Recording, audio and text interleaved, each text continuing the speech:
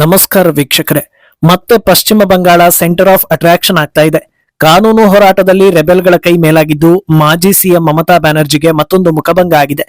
ಈ ಮೂಲಕ ತೃಣಮೂಲ ಕಾಂಗ್ರೆಸ್ ಮಮತಾ ಕೈತಪ್ಪಿ ಹೋಗೋದು ಅಥವಾ ಬಂಗಾಳ ರಾಜಕೀಯದಲ್ಲಿ ಮಮತಾ ಮೂಲೆ ಗುಂಪಾಗೋ ಸಮಯ ದೂರ ಇಲ್ಲ ಅನ್ನೋದು ಕ್ಲಿಯರ್ ಆಗ್ತಾ ಇದೆ. ಪವರ್ ಇದ್ದಾಗ ಯಾವೆಲ್ಲ ರೀತಿಯಲ್ಲಿ ಮಮತಾ ಆಟ ಆಡಿಸ್ತಾ ಇದ್ರೋ ಅದೆಲ್ಲವೂ ಈಗ ಉಲ್ಟಾ ಆಗ್ತಾ ಇರೋದು ಕ್ಲಿಯರ್ ಆಗ್ತಾ ಇದೆ. ಹಂತ ಹಂತವಾಗಿ ಮಮತಾ ಎಲ್ಲವನ್ನೂ ಕಳೆದುಕೊಳ್ತಾ ಇದ್ದಾರೆ. ಸರಿ, ಇದೆಲ್ಲದಕ್ಕೂ ಪ್ರಮುಖ ಕಾರಣ ಅಭಿಷೇಕ್ ಬ್ಯಾನರ್ಜಿ. ಅವರ ಸ್ಥಿತಿ ಹೇಗಿದೆ ಅಂತ ನೋಡಿದ್ರೆ ಮಮತಾ ಎಷ್ಟೋ ಬೆಟರ್ ಅಂತ ಅನ್ನಿಸ್ತಾ ಇದ್ದಾರೆ. ಅಭಿಷೇಕ್ ಜೈಲಿಗೆ ಹೋಗೋ ಸಮಯ ಹತ್ತಿರ ಆದಂತೆ ಕಾಣಿಸ್ತಾ ಇದೆ. ಇದರ ಜೊತೆಗೆ ಬಂಗಾಳದಲ್ಲಿ ಇನ್ನೂ ಒಂದಷ್ಟು ರೋಚಕ ಬೆಳವಣಿಗೆಗಳು ನಡೀತಾ ಇದೆ. ಇದೆಲ್ಲವನ್ನ ಒನ್ ಬೈ ಒನ್ ವಿವರಿಸ್ತಾ ಹೋಗ್ತೀವಿ. ಈ ವಿಡಿಯೋವನ್ನ ತಪ್ಪದೆ ಕೊನೆ ತನಕ ನೋಡಿ. ಅದಕ್ಕೂ ಮುನ್ನ ಮೀಡಿಯಾ ಮಾನ್ಸ್ಟರ್ ಚಾನಲ್ ಅನ್ನ ತಪ್ಪದೆ ಸಬ್ಸ್ಕ್ರೈಬ್ ಮಾಡಿ. ಎಸ್, ಟಿಎಂಸಿ ಒಳಗೆ ಎಲ್ಲವೂ ಸರಿ ಇದ್ದಿದ್ರೆ ಅಥವಾ ಬಗೆಹರಿಸುವಂತ ಚಿಕ್ಕ ಪುಟ್ಟ ಸಮಸ್ಯೆಗಳು ಮಾತ್ರ ಇದ್ದಿದ್ರೆ ಅದು ಇಷ್ಟೆಲ್ಲ ದೊಡ್ಡ ಮಟ್ಟಕ್ಕೆ ಹೋಗ್ತಾನೆ ಇರಲಿಲ್ಲ. ಮೇಲ್ನೋಟಕ್ಕೆ ಹೀನಾಯ ಸೋಲು ಕಂಡಿದ್ರಿಂದ ನಾಯಕರು ಪಕ್ಷವನ್ನ ಬ್ರೇಕ್ ಮಾಡ್ತಾ ಇದ್ದಾರೆ ಅಂತ ಅನ್ನಿಸ್ತಾ ಇರ್ಬೋದು. ಆದರೆ ಡೀಟೇಲ್ ಆಗಿ ನೋಡಿದ್ರೆ ರೆಬೆಲ್ಗಳ ಪೈಕಿ ಮುಕ್ಕಾಲು ವಾಸಿ ಜನರಿಗೆ ಅಭಿಷೇಕ್ ಬ್ಯಾನರ್ಜಿ ಕಂಡ್ರೆ ಆಗೋದೇ ಇಲ್ಲ. ಮಮತಾ ಓಕೆ, ಅಳಿಯ ಬೇಡ ಅಂತಲೇ ಹೇಳ್ತಾ ಇದ್ದಾರೆ. ಇದೊಂಥರ ಹಾವು ಸಾಯ್ಬೇಕು ಕೋಲು ಮುರಿಬಾರ್ದು ಅನ್ನೋ ರೀತಿಯ ಸಿಚುವೇಶನ್ ಆಗಿರೋದ್ರಿಂದ ಮಮತಾಗೂ ಏನು ಮಾಡೋದಕ್ಕೆ ಆಗ್ತಾ ಇಲ್ಲ. ಮಾರಲ್ ಆಫ್ ದ ಸ್ಟೋರಿ ಅನ್ನೋ ಹಾಗೆ ಟಿಎಂಸಿಯನ್ನ ಮತ್ತೆ ಜೋಡಿಸೋದಕ್ಕೆ ಆಗೋದಿಲ್ಲ. ಆದ್ರೆ ಅಷ್ಟು ಈಸಿಯಾಗಿ ಪಕ್ಷವನ್ನ ಬಿಟ್ಟು ಕೊಡೋದಿಲ್ಲ ಅಂತ ಕಾನೂನು ಹೋರಾಟಕ್ಕೆ ಮಮತಾ ಮುಂದಾಗಿದ್ರು. ಆದ್ರೆ ಅಲ್ಲಿ ಮಮತಾ ಬ್ಯಾನರ್ಜಿಗೆ ಹಿನ್ನಡೆ ಆಗಿದೆ. ಎಲ್ರಿಗೂ ತಿಳಿದಿರೋ ಹಾಗೆ ರೆಬೆಲ್ ನಾಯಕರನ್ನ ಲೀಡ್ ಮಾಡ್ತಾ ಇರೋದು ರಿತಬ್ರತ ಬ್ಯಾನರ್ಜಿ ಹಾಗೂ ಅವರೇ ಈಗ ಅಪೋಸಿಷನ್ ಲೀಡರ್ ಆಗ್ತಾ ಇದ್ದಾರೆ ಅನ್ನೋದು. ಅದನ್ನ ತಡೆಯೋ ಸಲುವಾಗಿ ಮಮತಾ ಕ್ಯಾಂಪ್ ಕೋಲ್ಕತಾ ಹೈಕೋರ್ಟ್ ಮೆಟ್ಟಿಲೇರಿತ್ತು. ಇದಕ್ಕೆ ಅವಕಾಶ ಕೊಡಬಾರದು, ಸ್ಟೇ ತನ್ನಿ ಅಂತ ಮನವಿಯನ್ನ ಮಾಡಿದ್ರು. ಆದ್ರೆ ಹೈಕೋರ್ಟ್ ಈ ಮನವಿಯನ್ನ ತಿರಸ್ಕರಿಸಿದ್ದು ರಿತಬ್ರತ ಹಾದಿ ಸುಗಮವಾಗಿದೆ, ರೆಬೆಲ್ಗಳ ಕೈ ಮೇಲಾಗಿದೆ. ಮಮತಾ ಬ್ಯಾನರ್ಜಿ ಟಿಎಂಸಿಯ ಹಿರಿಯ ನಾಯಕ ಹಾಗೂ ತಮ್ಮ ಆಪ್ತ ವಲಯದಲ್ಲಿದ್ದ ಶೋಭನ್ ದೇವ್ ಚಟ್ಟೋಪಾಧ್ಯಾಯರನ್ನ ವಿಪಕ್ಷ ನಾಯಕ ಮಾಡಬೇಕು ಅಂತ ಅಂದ್ಕೊಂಡಿದ್ರು. ಆದ್ರೆ ಈ ಗ್ಯಾಪ್ ನಲ್ಲಿ ಇಷ್ಟೆಲ್ಲ ನಡೆದಿದ್ರಿಂದ ಸ್ಪೀಕರ್ ವಿರುದ್ಧವೇ ಶೋಭನ್ ದೇವ್ ಕೋರ್ಟ್ ಮೆಟ್ಟಿಲೇರಿದ್ರು. ಆದ್ರೆ ಯಾವುದೇ ರೀತಿಯ ಪ್ರಯೋಜನ ಆಗಿಲ್ಲ. ಯಾಕಂದ್ರೆ ಇದರ ಮೇಲೆ ಸ್ಟೇ ತರೋದ್ರಲ್ಲಿ ಯಾವುದೇ ಲಾಜಿಕ್ ಇಲ್ಲ ಅನ್ನೋದನ್ನ ಕೋರ್ಟ್ ಪರಿಗಣಿಸಿದೆ. ಯಾರಿಗೆ ಬೆಂಬಲ ಜಾಸ್ತಿ ಇರುತ್ತೋ ಸಹಜವಾಗಿ ಅವರ ನಿರ್ಧಾರ ಫೈನಲ್ ಅನ್ನೋ ಹಾಗೆ ಮಮತಾ ವಿರುದ್ಧ ರೆಬೆಲ್ ರಿತಪ್ರದ ಜಯಿಸಿದ್ದಾರೆ. ಸ್ಪೀಕರ್ ವಿರುದ್ಧ ಬಂದಿದ್ದ ಆರೋಪ ಹಾಗೂ ವಾದವನ್ನ ಕೂಲಂಕುಷವಾಗಿ ವಿಚಾರಣೆ ನಡೆಸೋ ಪೀಠ ಯಾರ ಬಲ ಜಾಸ್ತಿ ಇದೆಯೋ ಅವರಿಗೆ ಆದ್ಯತೆ ನೀಡೋ ಅಧಿಕಾರ ಸ್ಪೀಕರ್ಗೆ ಇದೆ ಅನ್ನೋದನ್ನ ಸ್ಪಷ್ಟಪಡಿಸಿದೆ. ಇದರ ಬೆನ್ನಲ್ಲೇ ಸ್ಪೀಕರ್ ಕಡೆಯಿಂದ ಅಸೆಂಬ್ಲಿ ಚಿತ್ರಣವನ್ನ ಪಡೆದಿದ್ದು ಅದರಲ್ಲಿ ರಿತಬ್ರತಗೆ ಸುಮಾರು 58 ಶಾಸಕ ಬೆಂಬಲ ಇದೆ ಅನ್ನೋದನ್ನ ಖಾತ್ರಿಪಡಿಸಿಕೊಂಡಿದೆ. 80ರಲ್ಲಿ 58 ಶಾಸಕರು ರಿತಬ್ರತ ಬ್ಯಾನರ್ಜಿ ಬೆನ್ನಿಗೆ ನಿಂತಿರುವಾಗ ಶೋಭನ್ ದೇವ್ ಇನ್ನೇನು ಮಾಡೋ ಹಂತದಲ್ಲಿಲ್ಲ. ಆದ್ರಿಂದ ಮಮತಾ ಕ್ಯಾಂಪ್ಗೆ ಮುಖಭಂಗ ಆಗಿದೆ. ಅಂದಹಾಗೆ ಸದ್ಯದ ಮಟ್ಟಿಗಿನ ಅಧಿಕೃತ ಲೆಕ್ಕ 58, ಆದ್ರೆ ಇದು 60 ಕ್ರಾಸ್ ಆಗೋ ನಿರೀಕ್ಷೆಗಳು ದಟ್ಟವಾಗಿದೆ. ಇನ್ನು ಕೋರ್ಟ್ ಆದೇಶದ ಬೆನ್ನಲ್ಲೇ ರಿತಬ್ರತ ಸೆಷನ್ ನಲ್ಲಿ ಮುಂದಿನ ಕೆಲಸಗಳತ್ತ ಗಮನವನ್ನ ಹರಿಸ್ತಾ ಇದ್ದಾರೆ. ಬಜೆಟ್ ಸೆಷನ್ಗೆ ಅಟೆಂಡ್ ಆಗ್ತಾ ಇದ್ದಾರೆ. ವಿಪಕ್ಷ ನಾಯಕನಾಗಿ ಅಧಿಕೃತವಾಗಿ ಏನೆಲ್ಲ ಕೆಲಸಗಳನ್ನ ಮಾಡಬೇಕಾಗುತ್ತೋ ಆ ಕಡೆ ಚಿತ್ತ ನೆಟ್ಟಿದ್ದಾರೆ. ಅಲ್ಲಿಗೆ ಅಸೆಂಬ್ಲಿ ಮಮತಾಗೆ ಕೈಗೆಟುಕದಷ್ಟು ದೂರ ಆಗಿರೋದು ಕನ್ಫರ್ಮ್. ಇದು ಒಂದು ಹಿನ್ನಡೆ ಆದ್ರೆ ಇನ್ನೊಂದು ಮುಖಭಂಗ ಕೂಡ ಸದ್ಯದಲ್ಲೇ ಕಾದಿದೆ ಅನ್ನೋ ರೀತಿಯ ವಿಚಾರಗಳು ಕೂಡ ಮುನ್ನೆಲೆಗೆ ಬರ್ತಾ ಇದೆ. ಭವಾನಿಪುರದಲ್ಲಿ ತಾವು ಸೋತಿರೋದನ್ನ ಅರಗಿಸಿಕೊಳ್ಳಲಾಗದೆ ಸುವೇಂದು ಗೆದ್ದಿರೋ ಬಗ್ಗೆ ಅನುಮಾನ ಇದೆ ಅಂತ ಮತ್ತೆ ಕೋರ್ಟ್ ಮೆಟ್ಟಿಲೇರಿದ್ದಾರೆ. ಇದರಲ್ಲಿ ಮಮತಾ ಜಯಿಸಬಹುದು ಅನ್ನೋ ನಿರೀಕ್ಷೆ ಯಾರಲ್ಲೂ ಕೂಡ ಇದ್ದಂತಿಲ್ಲ. ಯಾಕಂದ್ರೆ ತನ್ನ ಪಾಡಿಗೆ ವೋಟಿಂಗ್ ನಡೀತಾ ಇದ್ದ ಹೊತ್ತಲ್ಲಿ ಬೂತ್ಗೆ ಎಂಟ್ರಿ ಕೊಟ್ಟು ಅನಾವಶ್ಯಕವಾಗಿ ಗಲಾಟೆ ಗದ್ದಲ ಮಾಡಿ ಆಮೇಲೆ ತಮ್ಮ ಮೇಲೆ ಹಲ್ಲೆ ಆಯ್ತು ಅಂತ ಡ್ರಾಮಾ ಮಾಡಿ ಬಂದಿದ್ರು. ಆಗ್ಲೇ ಎಲ್ರಿಗೂ ಮಮತಾಗೆ ಸೋಲಿನ ಭಯ ಕಾಡ್ತಾ ಇರ್ಬೋದು ಅನ್ನೋ ಡೌಟ್ ಬಂದಿತ್ತು.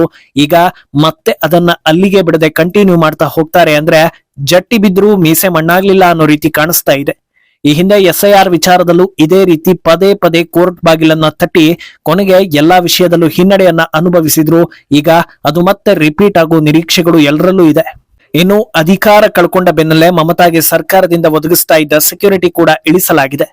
ಕಾಳಿಘಾಟ್ನಲ್ಲಿರೋ ಅವರ ನಿವಾಸಕ್ಕೆ ಕೊಟ್ಟಿದ್ದ ಸೆಕ್ಯೂರಿಟಿಯನ್ನ ಸರ್ಕಾರ ಹಿಂಪಡೆದಿದೆ. ಇದನ್ನ ಮಮತಾ ಜೊತೆ ಉಳ್ಕೊಂಡಿರೋ ಅಲ್ಪ ಸ್ವಲ್ಪ ನಾಯಕರು ವಿರೋಧಿಸ್ತಾ ಇದ್ದಾರೆ.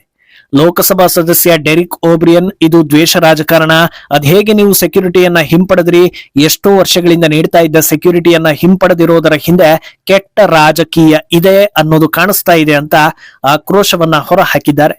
ಇನ್ನೊಂದೆಡೆ ಎಂಪಿ ಸಾಗರಿಕಾ ಘೋಷ್ ಕೂಡ ಇದನ್ನ ಅಪೋಸ್ ಮಾಡಿದ್ದು, ಒಂದು ಮಾತು ಹೇಳದೆ ಸೆಕ್ಯೂರಿಟಿ ಹಿಂಪಡೆದಿದ್ದೀರಿ, ಭದ್ರತೆ ಇಲ್ಲದೆಯೇ ಮಮತಾ ರಾತ್ರಿಯೆಲ್ಲ ಕಳೆದಿದ್ದಾರೆ ಅಂತ ದೂರಿದ್ದಾರೆ. ಇದನ್ನ ಕೇಳಿದ್ಮೇಲೆ ಜನರಿಗೆ ಮತ್ತಷ್ಟು ಪಿತ್ತ ಕೆದರ್ತಾ ಇದೆ. ಯಾಕಂದ್ರೆ ಸೆಕ್ಯೂರಿಟಿ ಕಂಟಿನ್ಯೂ ಮಾಡೋದಕ್ಕೆ ಈಗ ಮಮತಾ ಸಿಎಂ ಅಲ್ಲ, ಶಾಸಕಿ ಅಲ್ಲ, MLC ಅಲ್ಲ, ಅದು ಆಗೋದು ಕಷ್ಟ ಇದೆ, ಗ್ರಾಮ ಪಂಚಾಯಿತಿ ಸದಸ್ಯ ಕೂಡ ಅಲ್ಲ. ಹೀಗಿರುವಾಗ ಅವರಿಗೆ ಯಾವ ಕಾರಣಕ್ಕೆ ಸೆಕ್ಯೂರಿಟಿ ಕೊಡಬೇಕು? ಎಷ್ಟು ವರ್ಷಗಳ ಕಾಲ ಬಂಗಾಳದಲ್ಲಿ ಜನರು ಭಯದಲ್ಲೇ ದಿನ ದೂಡ್ಲಿಲ್ವಾ? ಆ ಭಯಕ್ಕೆ ಕಾರಣ ಆಗಿದ್ದು ಇದೇ ಮಮತಾ ಬ್ಯಾನರ್ಜಿ. ಪ್ರತಿನಿತ್ಯ ಜನರು ನಾಳೆ ಬದುಕೋದಕ್ಕೆ ಜೀವ ಇರುತ್ತಾ ಅನ್ನೋ ನಂಬಿಕೆಯೇ ಇಲ್ಲದಂತೆ ಬದುಕಿರುವಾಗ ಒಂದು ರಾತ್ರಿ ಭದ್ರತೆ ಇಲ್ಲದೆ ಕಳೆಯೋದಕ್ಕೆ ಇಷ್ಟೆಲ್ಲಾ ಸಂಕಟ ಆಗುತ್ತಾ ಅನ್ನೋ ಪ್ರಶ್ನೆಯನ್ನ ಕೇಳ್ತಾ ಇದ್ದಾರೆ. ಅಲ್ಲದೆ ಯಾವ್ದಾದ್ರೂ ದೊಡ್ಡ ಹುದ್ದೆಯಲ್ಲಿದ್ದು ದೇಶಕ್ಕಾಗಿ ರಾಜ್ಯಕ್ಕಾಗಿ ಕ್ಷಣ ಕ್ಷಣವೂ ಶ್ರಮಿಸ್ತಾ ಇರೋ ವ್ಯಕ್ತಿಗೆ ದುಷ್ಕರ್ಮಿಗಳ ಕಾಟ ಇದ್ರೆ ಭದ್ರತೆ ಕೊಡೋದ್ರಲ್ಲಿ ಅರ್ಥ ಇದೆ. ಆದ್ರೆ ಮಮತಾ ಎಂತ ನಾಯಕಿ ಅನ್ನೋದನ್ನ ವರ್ಣಿಸೋದಕ್ಕೆ ಇನ್ನೇನು ಉಳಿದಿಲ್ಲ. ಅಂಥದ್ರಲ್ಲಿ ಭದ್ರತೆ ಯಾಕೆ ಅನ್ನೋದನ್ನ ಜನರೇ ಕೇಳ್ತಾ ಇದ್ದಾರೆ. ಅಲ್ಲದೆ ಈ ಭದ್ರತೆ ಹಿಂಪಡೆಯೋದ್ರಲ್ಲಿ ರಾಜಕೀಯ ದಾಟ ಇಲ್ಲ ಅನ್ನೋದನ್ನ ಹೇಳೋದಕ್ಕೆ ಆಗೋದಿಲ್ಲ. ಆದ್ರೆ ಭದ್ರತೆ ಬೇಕು ಅಂದ್ರೆ ಮತ್ತೆ ಕೋರ್ಟ್ಗೆ ಹೋಗಿ ಫೈಟ್ ಮಾಡ್ಲಿ ಅನ್ನೋದು ಕಾನೂನು ತಜ್ಞರ ಅಭಿಪ್ರಾಯ. ಇನ್ನು ಇತ್ತ ಮಮತಾ ಮುದ್ದಿನ ಅಳಿಯ ಅಭಿಷೇಕ್ ಬ್ಯಾನರ್ಜಿಗೂ ಕೂಡ ನೆಮ್ಮದಿ ಇಲ್ಲದಂತಾಗಿದೆ. ಕ್ರಿಮಿನಲ್ ಡಿಫೇಮೇಷನ್ ಕೇಸ್ನಲ್ಲಿ ಅಭಿಷೇಕ್ಗೆ ರಿಲೀಫ್ ಇಲ್ಲದಂತಾಗಿದೆ. ಬಿಜೆಪಿ ಶಾಸಕ ಆಕಾಶ್ ವಿಜಯ್ ವರ್ಗೀಯ ಅಭಿಷೇಕ್ ವಿರುದ್ಧ ಡಿಫೇಮೇಷನ್ ಕೇಸ್ ಹಾಕಿದ್ರು. ಸದ್ಯದ ಪರಿಸ್ಥಿತಿಯಲ್ಲಿ ಬಂಗಾಳ ಪೊಲೀಸರು ಅಭಿಷೇಕ್ ರನ್ನ ಅರೆಸ್ಟ್ ಮಾಡದಂತೆ ಪ್ರೊಟೆಕ್ಷನ್ ನೀಡೋ ಕೆಲಸ ಆಗಿತ್ತು. ಆದರೆ ಡಿಫೇಮೇಷನ್ ಕೇಸ್ ವಿಚಾರಣೆ ನಡೆಸಿದ್ದ ಮಧ್ಯಪ್ರದೇಶ ಹೈಕೋರ್ಟ್ ಆ ಸ್ಟೇಯನ್ನ ಹಿಂತೆಗೆದಿದೆ. ಈಗ ಮಧ್ಯಪ್ರದೇಶ ಪೊಲೀಸರು ಯಾವಾಗ ಬೇಕಾದ್ರೂ ಬಂದು ಅಭಿಷೇಕ್ ಬ್ಯಾನರ್ಜಿಯನ್ನ ಅರೆಸ್ಟ್ ಮಾಡೋ ಸಾಧ್ಯತೆ ಇದೆ. ನಿಮಗೆ ನೆನಪಿದೆಯಾ ಇಲ್ವೋ ಗೊತ್ತಿಲ್ಲ, ಆದ್ರೆ ಈಗ ನಾವು ಒಂದು ಹಳೆ ಘಟನೆಯನ್ನ ನೆನಪಿಸ್ತೀವಿ.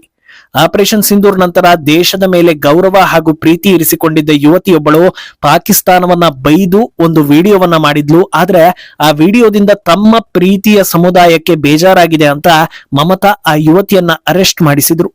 ಇದು ಸಾಧಾರಣ ಅರೆಸ್ಟ್ ಆಗಿರ್ಲಿಲ್ಲ. ಯಾಕಂದ್ರೆ ಆ ಯುವತಿ ಪುಣೆ ಮೂಲದವಳು. ಕೋಲ್ಕತ್ತಾದಿಂದ ಪೊಲೀಸರನ್ನ ಕಳಿಸಿ ಮಮತಾ ಅರೆಸ್ಟ್ ಮಾಡಿಸಿಕೊಂಡು ಬಂದಿದ್ರು.